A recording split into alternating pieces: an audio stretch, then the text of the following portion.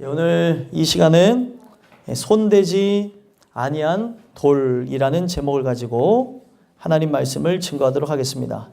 저와 여러분이 다니엘서를 읽었는데요. 다니엘서라고 하는 책은 다니엘의 그 이름을 따서 내용이 진행되는 걸 볼 수 있습니다. 다니엘의 이름의 뜻은 바로 하나님이 바로 재판장이시다라는 뜻을 갖고 있습니다.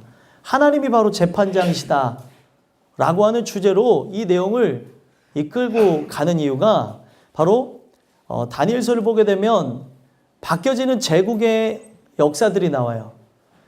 처음에는 바벨론에 의해서 지배를 받는 남유다 백성들의 이야기가 나오고, 나중에는 이 바벨론이 멸망하게 되어지고 바사 제국이 세워지게 돼서 바사 제국 아래 포로로 살아가는 사람들의 이야기가 나옵니다. 물론 이제 바벨론이 멸망하고 바사 제국으로 이제 바뀌어졌을 때 하나님이 약속한 대로 그들이 자신의 고토 그 예루살렘으로 이스라엘로 돌아가는 역사가 일어납니다. 그런 배경 아래 지금 이 다니엘서가 진행되고 있는데, 이 다니엘서를 보게 되면 다니엘서를 다른 말로 묵시라고 합니다. 묵시가 뭐냐면 감춰진 비밀의 이야기라는 거예요.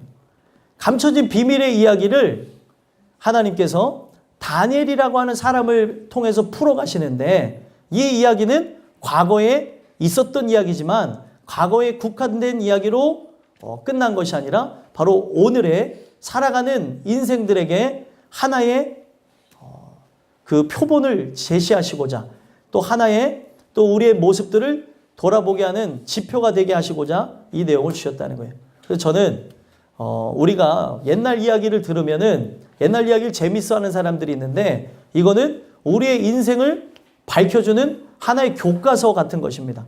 이걸 토대로 해서 바로 저와 여러분들에게 지금 이 시간에 말씀해 주시는 그 하나님의 그 은혜가 여러분들에게 입혀지게 되길 간절히 소망합니다. 어떤 분이 하나님의 말씀이 무엇일까에 대해서 고민하던 중에 하나님의 말씀이 인간에게 어떤 의미에서 가장 가까울까 했을 때 무엇하고 가깝다고 했냐면, 영화 중에 인터스텔라라고 하는 영화가 있어요. 인터스텔라에서 나왔던 그 장면에서의 이야기가 하나님의 말씀이 인간에게 들려지는 내용하고 흡사하다라고 하는 이야기를 했습니다. 그 감독이 의도했던 거는 차원이 다른 세계가 있다는 것을 얘기하고 싶었던 거예요. 그가 기독교인이든 기독교인이지 않든 간에 우리는 지금 우리가 살아가는 이 3차원 세계에서 살아가고 있는데, 차원이 다른 세계에서 분명히 메시지를 보내고 있다는 거예요. 근데 그 메시지가 우리에게 올 때는 다 이상하고 기이하고 말도 안 되는 것처럼 비춰진다는 거죠. 그 영화는 모르셔도 되는 겁니다. 뭐 궁금하시면 봐도 되지만, 제가 설명하기 위해서 그거를 드리는 거는 오늘 우리가 살아가는 인생 속에서는 차원이 다른 세계의 것이 나에게 비춰지면 나에게서는 이해가 되지 않고 보이지 않는 일들이라는 거예요. 근데 그 차원이 다른 세계에서 하나님께서 분명히 나에게 메시지를 준다면 그 메시지가 올 때 반응들이 일어난다는 거예요. 오늘도 마찬가지입니다. 지금 시공간을 초월한 하나님이 차원이 다른 세계에서 나에게 이 말씀을 통해 가르쳐 주시고자 이미 이 시간까지 계산해서 나라는 사람이 여기를 참석하게 될 것이고, 이 참석했을 때 나라고 하는 존재가 이 죄악 세상에서 잘못되어진 이성과 지성, 감성의 노예가 되고 살 것이 아니라 깨어나서 하나님 주신 은혜로 깨어나서 그분의 뜻을 위해 살아가게끔 하기 위해 이걸 계산하셨다는 거예요. 저는 여러분들의 인간의 시간 안에서 살지 마시고 하나님의 시간 안으로 들어왔으면 좋겠고요. 하나님 시간 안에서 나에게 주는 그 메시지가 들려짐으로 차원이 낮은 세계에 살지 마시고 고차원적으로 살아가는 그런 은혜가 있게 되기를 간절히 소망합니다. 그래서 오늘 여러분들과 제가 손대지 아니한 돌이라고 하는 이 말씀을 통해서 은혜를 나누고자 하는데요. 이 손대지 아니한 돌이라고 하는 이 내용은 본문을 보니까 꿈 이야기가 나와요. 꿈 이야기가 나오는데, 지금 다니엘이라고 하는 사람이 남유다에서 살다가 바벨론이라고 하는 제국이 침략해서 나라가 멸망하게 되어졌고, 그 멸망하던 중에 포로로 붙잡혀서 바벨론에 거기에 이제 포로로 살아가게 되는 이야기가 나옵니다. 그 바벨론의 포로로 살아가던 중에 그는 귀족의 아들이었어요. 그러다 보니까 똑똑하고 또 누구보다도 뛰어난 모습이 있었는데 그래가지고 나라의 보탬이 되는 아이로 자라나게 하고자 어렸을 때부터 그렇게 길렀습니다. 근데 그런 기르던 중에 어떤 일이 일어나게 되어지냐면 그가 이제 나이가 이제 많이 이제 들어서 이제 그 바벨론에서 느부갓네살이라고 하는 왕이 꿈을 꾸게 되어져요. 그 왕이 꿈을 꿨는데 이 꿈에 대해서 너무 기이한 거예요. 어떤 꿈을 꾸게 되냐면 한 신상이 나오는 꿈을 꾸게 됩니다. 그 신상이 나온 꿈을 꾸게 되는데 신상이 네 부분으로 나눠져요. 머리는 금이고 몸통 부분은 바로 은이고 몸통 아래 부분은 바로 청동, 노시고 그리고 그 밑으로 내려가게 되면은 바로 쇠와 진흙이 이렇게 섞여진 형태라고 하면서 얘기하고 있습니다. 근데 그런 꿈을 꿨는데 제국의 황제이다 보니까 마음에 뿔이 나게 된 거예요. 어떤 뿔이 나게 됐냐면 내 꿈을 해석하지 못하면 다 죽이겠다는 거예요. 왕도 힘이 센데요. 왕과 왕이 모여져서 통치하게 되어지는 제국이라고 하는 나라는 힘이 엄청납니다. 그러다 보니 거기에 그 나라의 박사와 술객과 그리고 그 당시의 지혜자들 모든 사람들을 불러가지고 꿈도 가르쳐주지 않고 꿈을 해몽하라고 해요. 여러분들이 할 수 있습니까? 제 생각을 읽을 수 있어요? 없죠? 제 머릿속에서 순간 생각한 거는 오늘 예배를 일찍 끝내야지 라는 생각을 했어요. 아무 생각 없으셨죠? 거짓말이라는 생각이 들죠? 제가 한 말이. 네. 아니 제가 머릿속으로 생각하고 있는 거를 읽을 수 있는 사람이 없습니다. 그렇죠? 그리고 꿈을 꿨어요. 꿈을 꿨는데 꿈에 대한 내용이 굉장히 화려한데 그 꿈의 내용을 어떻게 하냐는 거예요. 심술이 잔뜩 난 거죠. 너희들 맨날 점치고 그리고 미래에 대해서 예언한다고 하는데 이 정도는 맞춰야 되는 거 아니냐는 거예요. 그리고 만약에 맞추지 못할 시에는 너희들 다 죽이겠다는 얘기를 합니다. 아주 심술이 대단한 왕이죠. 그랬더니 여기에 어떤 지혜자가 하나 나서서 얘기하는 게 왕이시여 이게 말이 됩니까? 가르쳐주고 나서 풀라고 해도 풀 수가 없는데 가르쳐주지도 않고 어떻게 풀라고 하냐고 하면서 그 황제에게 왕도 아닌 왕을 다스리는 황제에게 따집니다. 그랬더니 이 느부갓네살이라고 하는 이 황제가 화가 나서 한 게 뭐예요? 온 지혜자들 다 잡아가지고 옥에다가 집어넣어버려요. 그리고 너희들 다 죽이겠다. 기간 안에 내가 죽이겠다고 합니다. 그러면서 누구도 잡혀 들어가요? 자연스럽게 다니엘도 잡혀 들어가게 됩니다. 그러더니 다니엘하고 다니엘의 세 친구까지 잡혀 들어가게 돼서 죽게 된 상황이 일어났는데 다니엘과 세 친구가 이제 기도를 해요. 왕이 저런 꿈을 꾸고 나서 지금 답답한 마음에 심술을 부리는데 하나님 나에게 계시해달라고 하면서 기도하고 했더니 다니엘이 밤에 그 계시를 봤습니다. 잠을 자던 중에 그 꿈을 똑같이 꾸는 거예요. 여러분 꿈을 똑같이 꾸는 사람도 종종 있어요. 그렇죠? 내가 꾼 꿈을 저 사람이 꾸기도 하고 하는데 여기서는 하나님께서 의도적으로 지금 다니엘과 왕에게 주시고자 하는 메시지가 있어서 지금 이 일들을 자연스럽게 진행되어집니다. 만약에 이 부분에서 왕이 심술을 부리지 않았다고 한다면 다니엘에게까지 기회가 갔을까? 또 그 부분 갖고 여러 이야기가 나왔을 텐데 아무도 모를 그때에 다니엘이 꿈을 꾸게 되어지고 그 신상에 대한 그 꿈을 자기가 꾸고 난 이후에 해석을 합니다. 그러고 나서 자기를 잡으려 가는 사람에게 왕을 만나게 해달라 그래요. 그리고 왕을 만나면서 꿈을 해몽하는 이야기가 오늘 본문의 이야기입니다. 오늘 이야기는 여러분들한테 길게 드리지 않습니다. 교회가 잘 적응이 안 되시는 분들도 있기 때문에 긴 말씀을 드리진 않을 거예요. 그런데 우리가 여기서 주목해야 되는 거는 그가 의미가 없이 꾼 꿈인 줄 아는데 이 꿈이 의미가 있었고 그 꿈을 이제 다니엘이 와서 해석을 하니 지금 신상이 네 부분으로 나눠진 이유가 무엇인가 하고 봤더니 내 제국의 역사가 이루어지게 될 거라는 걸 가르쳐 줍니다. 그래서 머리에 해당되는 거는 바벨론 제국, 그리고 몸통에 해당되는 거는 바사 제국, 그리고 이제 몸통 아래에 해당되는 거는 헬라 제국, 그리고 헬라 밑에 그 발과 그 종아리의 그 부분은 바로 로마 제국이 될 거라는 것을 이야기하고 있습니다. 네 제국의 이야기를 우리가 현재 시점에서 들었을 때 이게 왜 필요할까라고 생각하겠지만 이 신상의 네 부분을 갑자기 산에서 나오는 돌이 있어요. 성경에 보니까 손대지 아니한 돌. 오늘 말씀의 제목이 뭐죠? 손대지 아니한 돌입니다. 손대지 아니한 돌에 의해서 이 신상이 파괴가 되는 장면으로 끝을 맺습니다. 그러니 더 찝찝하고 답답했던 거죠. 도대체 이 꿈이 뭘까?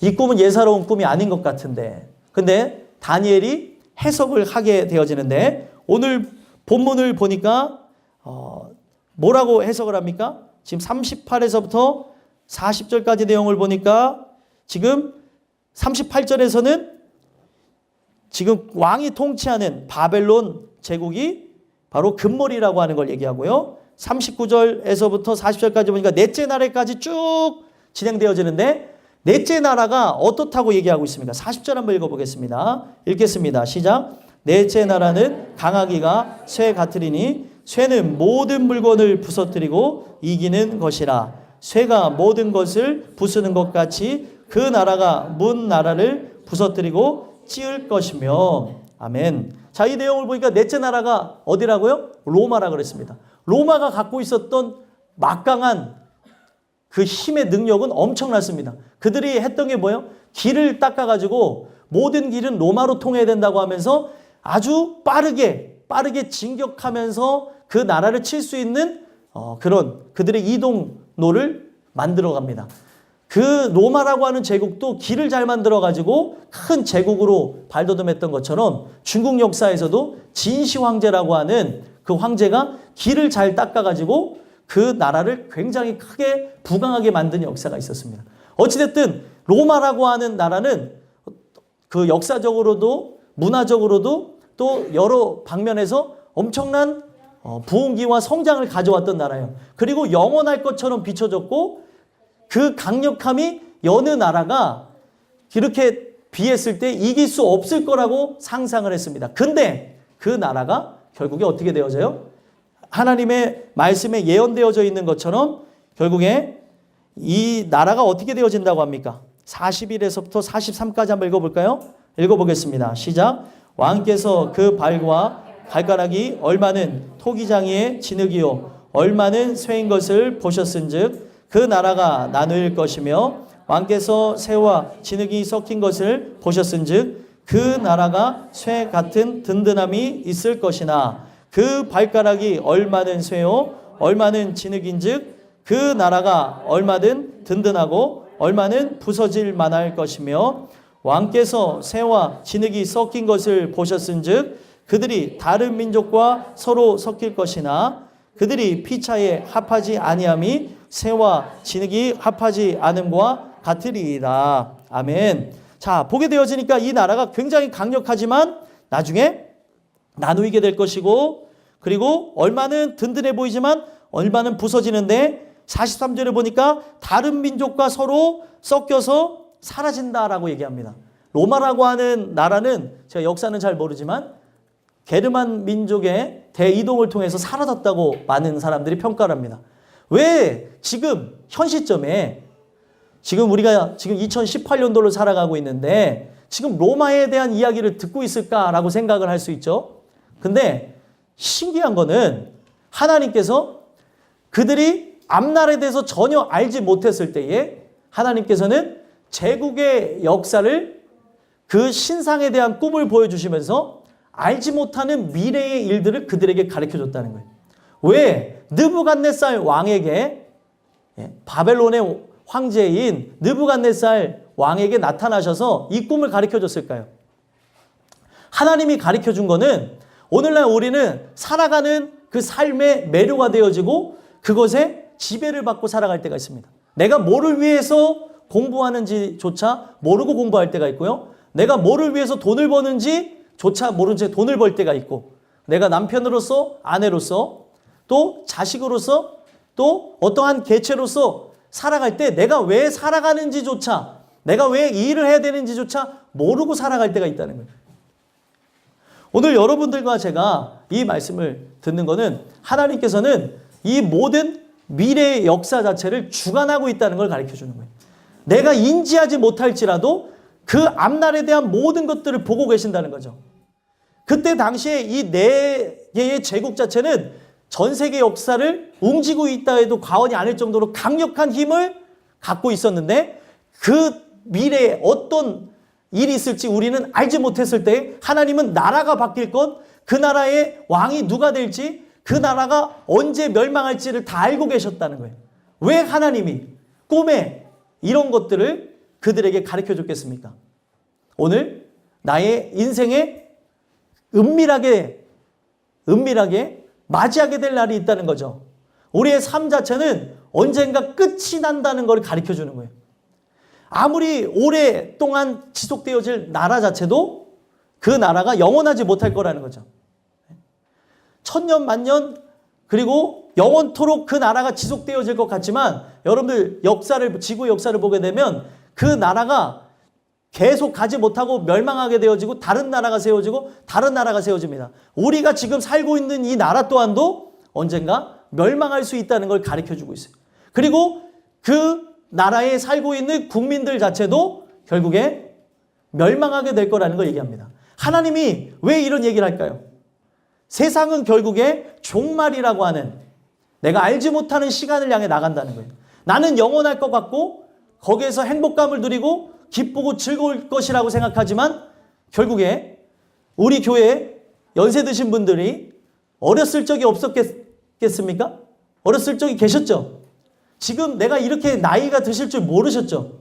그런 것처럼 요 앞에 있는 우리 현호라고 하는 친구도 나중에 머리가 희끗희끗하게 날이 올 거예요.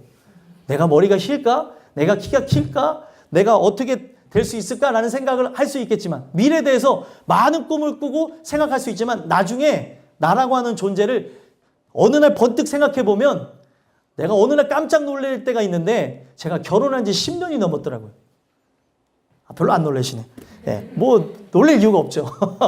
예, 결혼한 지가 10년이 넘었는데 제가 이런 얘기하면 옆에서 딱 얘기해. 저는 40년 넘었슈. 30년 넘었슈. 예, 이런 얘기 하실 거라는 거예요. 아니 그런 생각이 안 든다. 어느 날 봤더니 정신을 차리고 보니까 손주들이 뛰어다닌다니까요. 권사님들 그렇지 않으세요? 내가 엊그저께 결혼할 때 숟가락하고 젓가락 갖고 결혼한 것 같은데 집에 살고 있다니까요. 그런 생각들 안 해보셨나요? 어느 날 갑자기 생각해보면 신기한 거예요. 내가 벌써 이만큼 되어져 있는 게 어느 날 머리 감다가 봤는데 머리가 흰머리가 난 거 보고 놀랐어요. 놀라시지 않는 분들은 이제 머리가 이미 하얗게 되셨든지 쉴 일이 없을 것 같다고 생각하죠. 제가 새치가 많아서 벌써 이 머리 속에는요 흰머리로 가득 찼습니다. 예, 별로 공감대 형성 안 되는데 아니 그렇다니까요. 머리를 보면서도 지금 보니까 머리 지붕 덮으신 분들이 많이 계시네요. 하얗게 서리가 내려서 서리를 걷어내고 집사님 서리 걷고 오셨네요. 저번 주만 해도 하얘셨는데. 그렇다니까요. 우리가 보면서 야 내가 언제 이렇게 됐지라고 생각하며 살아간다니까요. 근데 제가 왜 이런 얘기를 드리냐면 사람은 계속해서 그 삶이라고 하는 내게 주어져 있는 상황, 환경, 형편, 처지에 매몰돼서 살아가고 있는데 여러분들 이게 어떤 것인가 하고 제가 다른 시점을 생각해 봤는데 아이들이 예를 들면은 부모의 만남에 같이 가게 됐어요. 근데 부모님들은 이제 계속 거기서 이야기를 해야 되는데 이 아이가 어린데 가만히 있게 하려고 그러면 어떻게 됩니까? 아이는 만약에 한 3세 정도 됐어요. 그럼 이 아이는 어떻게 되죠? 가만히 있으라면 가만히 있나요? 그러면 가만히 있게 하려면 어떻게 해야 되죠? 원하는 걸 주죠. 그러면 걔가 어떻게 하고 있어요? 가만히 있다니까요.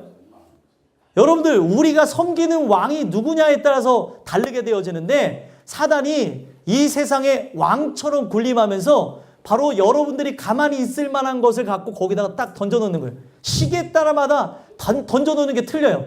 청소년기에는 뭘 갖다 놓을 것 같아요? 잘하시는 부모님들이 계셔요. 컴퓨터를 딱 갖다 놓는 거죠. 상여봐 째려보면 안 돼?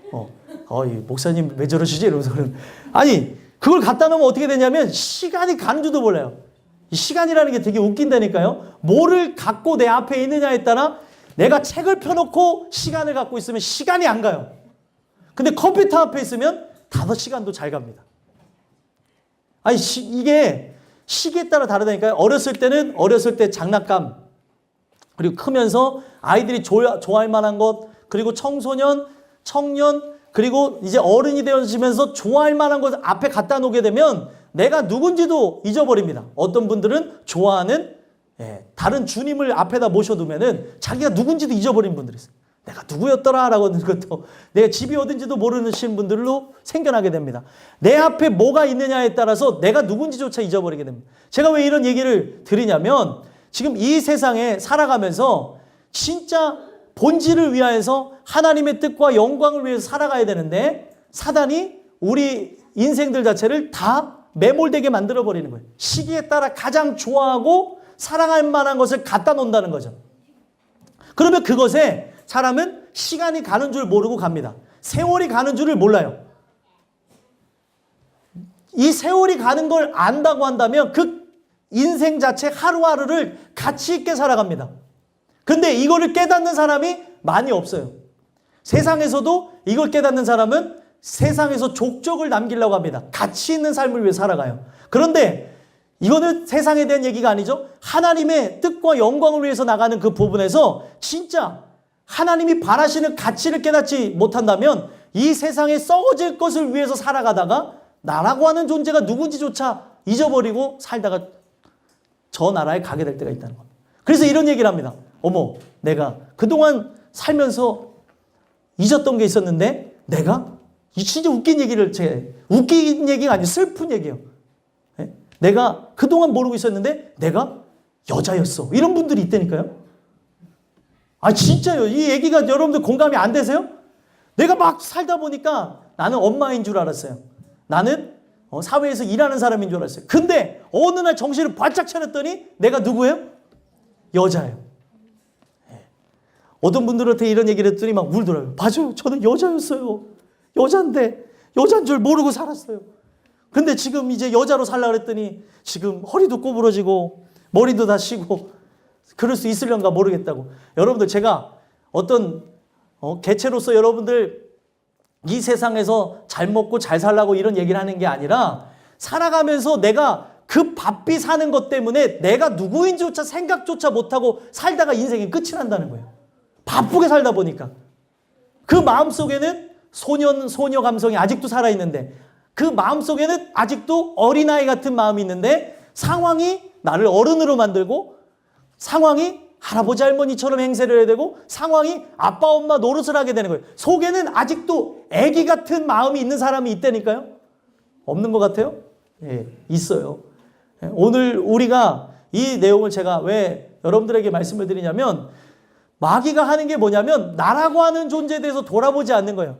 돌아보고 해가지고 결국 인생 자체가 공고하고 뭔가 채워져야 되는 것이 있구나. 그런 것이 나에게 채워지지 않는다면 나의 삶 자체는 아무리 채워진 것 같아도 부족하다는 걸 가르쳐주기 위해서 이 모든 역사가 진행되고 있다는 겁니다. 근데 사단은 이 시대를 지배하고 있고 또 나라를 지배하고 힘과 권력과 돈을 지배하게 되어지므로 모든 사람들이 다 그렇게 가게끔 만들어놨다는 거예요. 모든 사람들이 다 그 안으로 들어가게 만들었다는 거예요. 그렇게 안 하면 이상하게 된 거죠. 사회 풍토가 있어요. 그렇죠? 우리가 초중고, 대학 과정을 마쳐야 되는 것처럼 만들어놨어요. 아니, 안 다녀도 돼요. 근데 꼭 다녀야 되는 것처럼 만들어놨다니까요. 그렇다고 해서 여러분들 청소년들 학교 그만 다니라는 얘기 아니에요. 오해하지 마시기 바랍니다. 안 다니면 이상하게끔 만들어놨다는 거죠. 사회적 룰이. 꼭 배워야 되는 건 아닙니다. 그렇죠? 내가 그 부분에서 얻어야 될 것을 정확하게 얻는다면 학교를 꼭 가야 되는 건 아니라는 거예요. 근데 오늘 우리가 그렇게 생각하고 있는 것처럼 고정관념 틀에 박혀서 나가는 것들이 많다는 거예요. 오늘 우리의 인생에 지금 내가 좋아하는 것, 바쁘게 살아가는 것, 사랑하는 것에 그 의해 가지고 많은 사람들이 거기에 매몰되게 되어졌다는 거예요. 그렇게 해서 그 나라에 대해서 전혀 알지 못할 그때에 하나님께서 얘기하고 있는 게 지금 이 제국의 역사가 손대지 아니한 돌로 멸망하게 될 거라는 걸 가르쳐줘요. 손대지 아니한 돌은 누구를 얘기하는 거냐면 바로 예수님을 얘기합니다. 그 예수님에 의해서 지금 이 나라가 지금 주관되어져 가고 있고 끝이라고 하는 시점을 향해 나간다는 걸 가르쳐주고 있다는 거예요. 나는 알지 못했는데, 나는 미래에 대해서 전혀 생각하지 못할 때 바로 이 나라가 세워질 거라고 하는 걸 얘기합니다. 그래서 결국에 나중에 이것을 문자적으로 해석한 유대인들이 로마의 압제를 받게 되어질 시기에 예수님이 이 땅에 오신 것 자체를 어떻게 생각했어요? 로마라고 하는 나라를 다 뒤집어 엎은다고 생각을 하게 되어집니다. 로마라고 하는 나라를 없애버린다고 생각을 했던 거예요. 근데 그가 오셨던 것은 세상 나라를 세우기 위한 게 아니라 여기 보게 되어지니까 44절 한번 읽어볼까요? 44절 한번 읽어보겠습니다. 읽겠습니다. 시작. 이 여러 왕들의 시대에 하늘의 하나님이 한 나라를 세우시리니 이것은 영원히 망하지도 아니할 것이요 그 국권이 다른 백성에게로 돌아가지도 아니할 것이요 도리어 이 모든 나라를 쳐서 멸망시키고 영원히 설 것이라. 아멘. 지금 이 내용 때문에 그들이 오해하게 된 거예요. 아, 로마보다 더 강력한 나라를 세우나 보다. 현세적인 나라, 로마보다 더 실권을 장악하는 나라가 생겨나나 보다 생각했는데 아니었다는 거죠. 그 나라는 바로 영원한 나라, 바로 예수님이 통치하시는 천국을 상징했다는 거예요. 근데 그것을 그들은 이 땅에다가 적용하며 이 땅에서 잘 먹고 잘 사는 데에다가 이걸 맞췄다는 겁니다. 왜 이 이야기를 우리가 듣냐면요, 결국에 이 예언되어진 내용에 따라 손대지 아니한 돌이 모든 제국을 다 부서뜨렸어요. 손대지 아니한 돌, 손대지 않았다고 하는 것은 어떤 사람이 의식을 갖고 그걸 다듬지 않았다는 거죠. 돌이라고 하는 거는 원석이라는 게 있잖아요. 그걸 쳐가지고 조각하기도 하고 어떤 모양을 만드는데 아무것도 손대지를 않았다는 거예요. 이거는 뭐냐면 인간의 생각, 인간의 어떤 결단이나 의지가 들어가지 않았다는 걸 얘기합니다. 하늘에서부터 내려온 돌이라는 거예요. 예수님을 얘기하는 거죠. 근데 이 돌이 결국에 이 세상의 모든 역사를 주관하고 있다는 거예요. 나는 이 나라가 영원할 것인 줄 알고 살았지만 그 나라도 없어졌고 무너졌고 또 새로운 나라가 세워졌어요. 그 나라도 또 무너질 것이고. 아니 지금 보세요. 지금 정권이 바뀌었다고 해서 그 부패함이나 그런 게 없어질 것처럼 생각을 했었잖아요. 또 나타나잖아요. 또 다른 문제, 이런 문제, 저런 문제. 세상 나라는 다 똑같습니다. 어떤 정권이 들어서도 다 똑같아요. 그 정권의 부패함을 막 고발하고 나타난다 하더라도 사람이 통치하는 나라는 결국에 자기 이익과 목적을 위해서 나간다는 거예요. 그래서 얘기하고 있는 게 뭐냐면 지금 이 세상 나라는 사람이 지배하고 사람이 힘과 능력과 돈이 지배하는 줄 알았는데 그게 아니라는 거예요.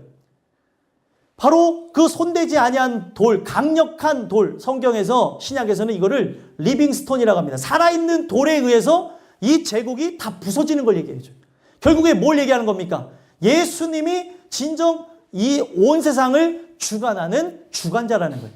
그들을 이끌고 나가기에 부족함이 없다는 거죠. 그분만 절대적인 기준을 갖고 통치할 수 있는 분이라고 하는 걸 가르쳐주기 위해서 결국에 예수님을 통해 심판이 진행될 거라는 걸 얘기합니다. 그리고 이것 자체가 실제로 일어난다는 것을 가르쳐주기 위해 이 내 제국의 역사는 실제로 다 멸망해버려요. 그러면 여기에서 우리에게 주는 이야기는 내 제국 자체가 멸망하게 되는 것처럼 나중에 예수님으로 인하여서 온 세상 자체는 심판을 받게 될 날이 있다는 것을 얘기하는 거예요. 그래서 그분의 심판을 받기 이전에 우리 인생들 자체가 하나님의 은혜를 구하고 나는 미래에 대해서 알지 못하고 하나님이 어떤 분인지를 몰라서 하나님에 대해서 오해하기도 하고 믿지 못하기도 하고 인간이 갖고 있는 지식을 갖고 찾아 나서기도 하지만 오늘 그 하나님께서 나에게 은혜를 베풀어 주셔서 나에게 이런 역사가 깨달아지게 된다면 지금 하나님이 가르쳐준 거예요.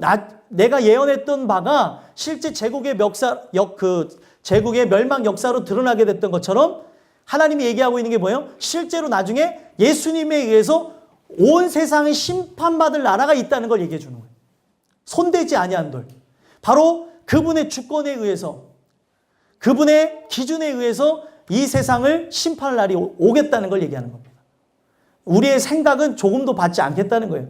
왜요? 나는 부패하였고 나는 하나님의 뜻과 반대되어지고 어떻게 하면 이리 튈까 저리 튈까 나라고 하는 존재를 위해 살아가려는 게 부패한 인간입니다. 하나님하고는 상관이 없어요. 내가 하나님이 되려고 그러고 나라고 하는 존재가 진짜 추앙받으려는 게 인간이라는 거죠. 그래서 이 내용을 통해 얘기하고 있는 게 느부갓네살이 지금 이 이야기를 들으면서 어떤 얘기를 갔어요? 나는 제국의 황제인데 그 손대지 아니한 돌에 의해서 멸망한다는 얘기를 들으니까 나중에 겸허하게 되어집니다.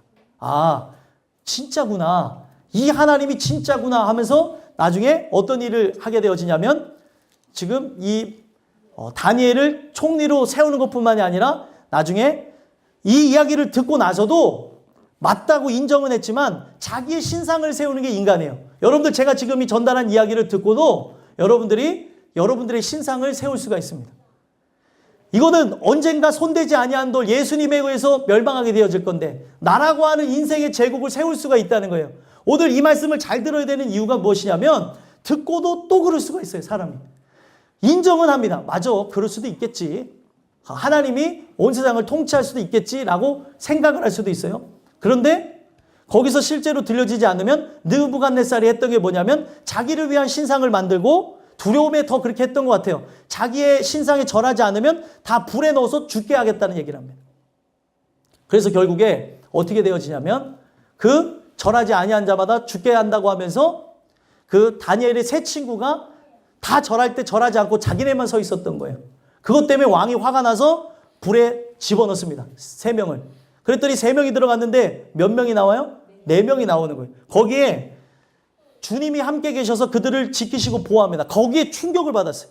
아, 진짜 하나님이 제국의 역사를 주관하시는 분이구나.